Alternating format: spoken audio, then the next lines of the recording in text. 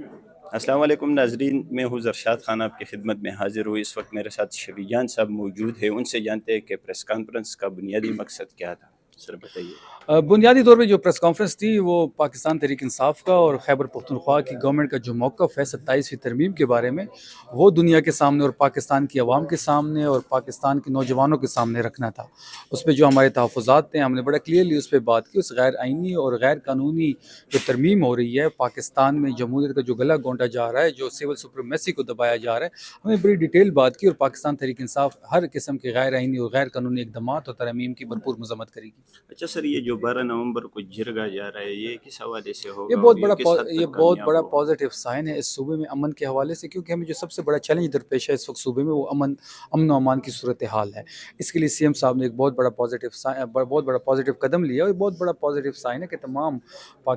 تمام stake holder جو اس وقت سیاسی قیادت ہے، وکلا ہیں، سول سوسائٹی ہے، قبائلی مجاہدین ہیں، جو ہمارے اسٹیک ہولڈرز ہیں، وہ سب ایک چھت کے نیچے ہوں گے، اور یہ خیبر پختونخوا کی تاریخ کا سب سے بڑا امن جرگہ ہونے جا رہا ہے۔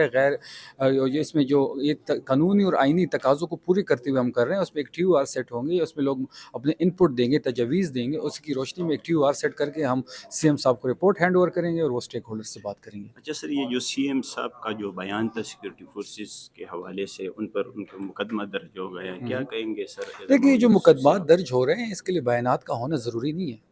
ان کی مرضی ہے، یہ کبھی کسی چیز میں کسی کو نامینیٹ کر لیتے ہیں، کبھی کسی رہنما کو کسی ایف آئی آر میں چارج کر لیتے ہیں۔ بیان کو اگر آپ لارجر پرسپیکٹس میں دیکھ لیں تو وہ ایک اوور آل، اس سے پہلے بھی تو یہ باتیں پارلیمنٹ کی فلور پہ ہوئی ہیں، اس سے پہلے بھی یہ باتیں باقی فورمز پہ ہوئی ہے۔ اصل میں یہ اگر آپ لارجر پراسپیکٹس میں دیکھ لیں تو یہ وہاں کے حالات کی جو ہے، وہاں پہ جو لوگوں کے ساتھ ہوا ہے اس کو بیان کر رہا ہے۔ سر، قومی سلامتی کمیٹی کو سیکورٹی فورسز کا کہنا ہے کہ ان کی ساکھ کو نقصان پہنچا ہے سی ایم کے اس بیان سے۔ آپ کیا سمجھتے ہیں بطور سی ایم دیکھیں اس طرح کا بیان میں نے دینا؟ شروع سے کہہ دیا کہ 8 تاریخ سے سہیل آفریدی صاحب کے پیچھے پڑی ہوئے ہیں، کبھی ایک چیز، کبھی دوسری چیز، کبھی منشیات فروش، کبھی دہشت گرد، کبھی انڈیا کا جاسوس۔ تو یہ ساری چیزیں ہم پہلے دن سے دیکھ رہے ہیں، یہ کوئی نئی چیز نہیں ہے، ہم ان کا مقابلہ کریں گے۔ پاکستان تحریک انصاف کی پوری پارٹی، پوری گورنمنٹ سی ایم صاحب کے پیچھے کھڑی، اور خاص کر پاکستان تحریک انصاف کے ساتھ ساتھ خیبر پختونخوا